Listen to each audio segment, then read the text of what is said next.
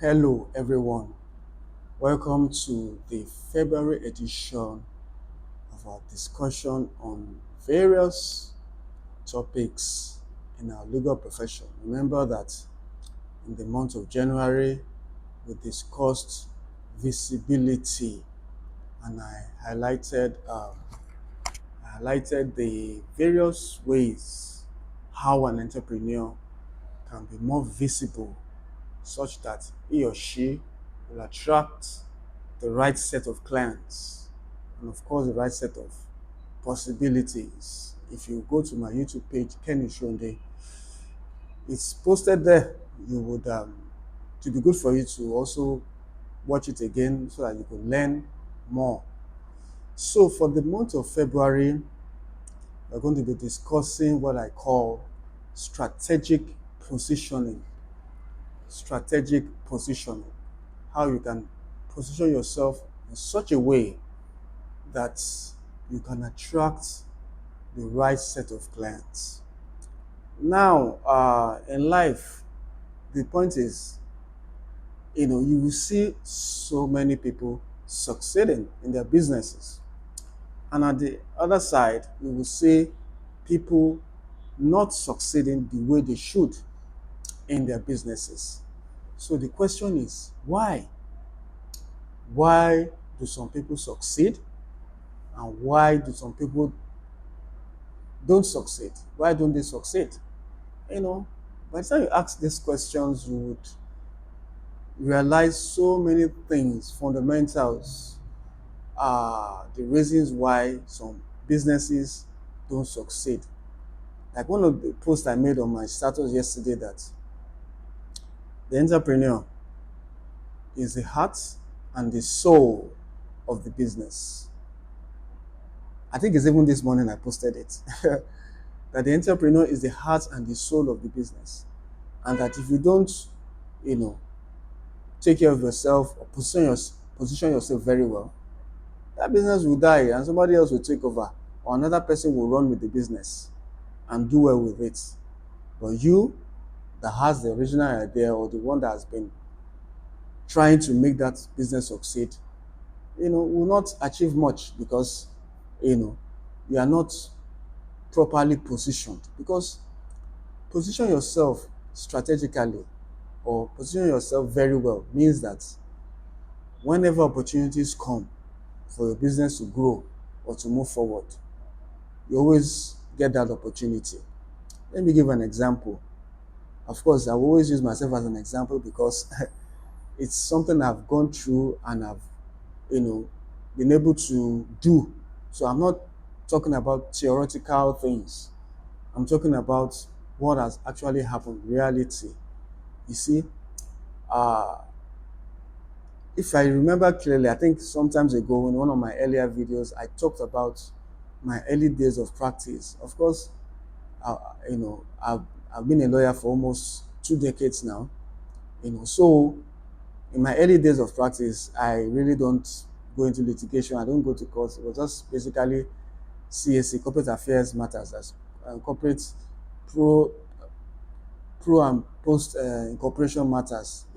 Just incorporate companies, and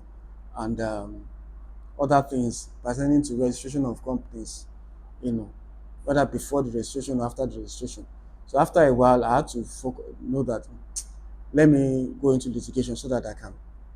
So in any case, after a while, around 2019, thereabout, I was almost like 14 or 15 years post-call. 2019, I decided to be on my own. That is, to start my own law practice.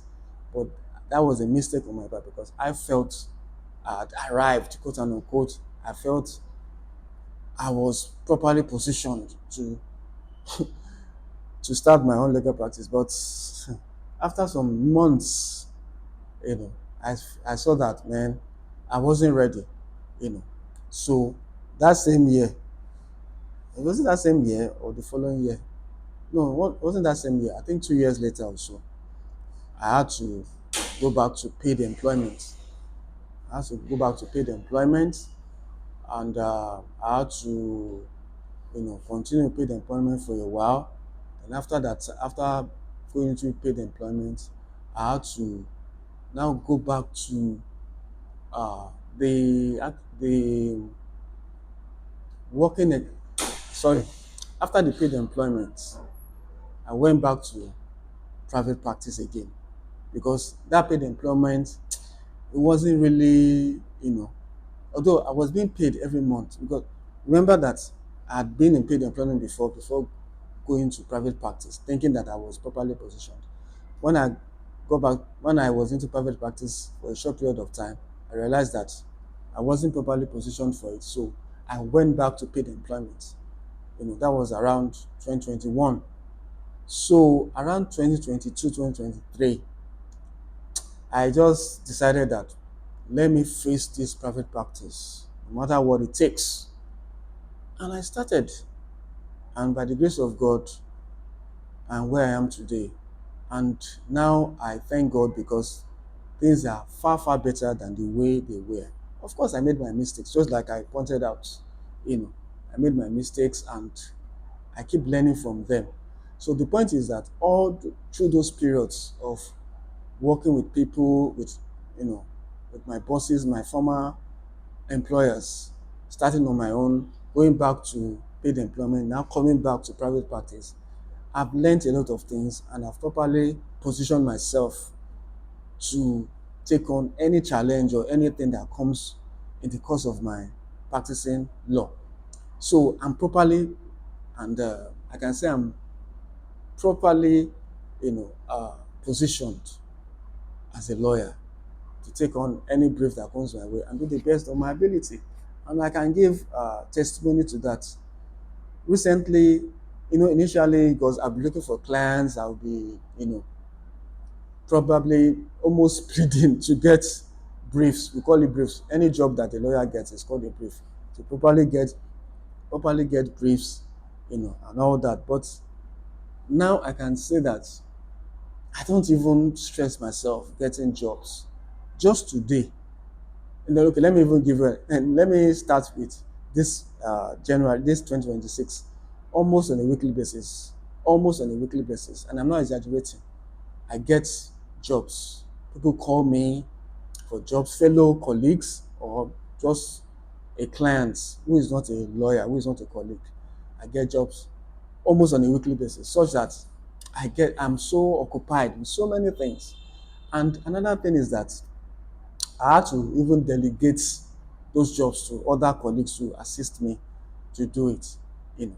So, and that wasn't the position before, but now it is because I have learned from my experiences to position myself in such a way that people will keep calling me to help them to solve their legal problems or to help them one way or the other to achieve a common goal. And the common goal is to make the client happy, to assist the client to solve that problem. So tomorrow we are going to continue on this. And remember the topic is strategic positioning. Thank you very much and have a wonderful day. We'll continue tomorrow. Thank you.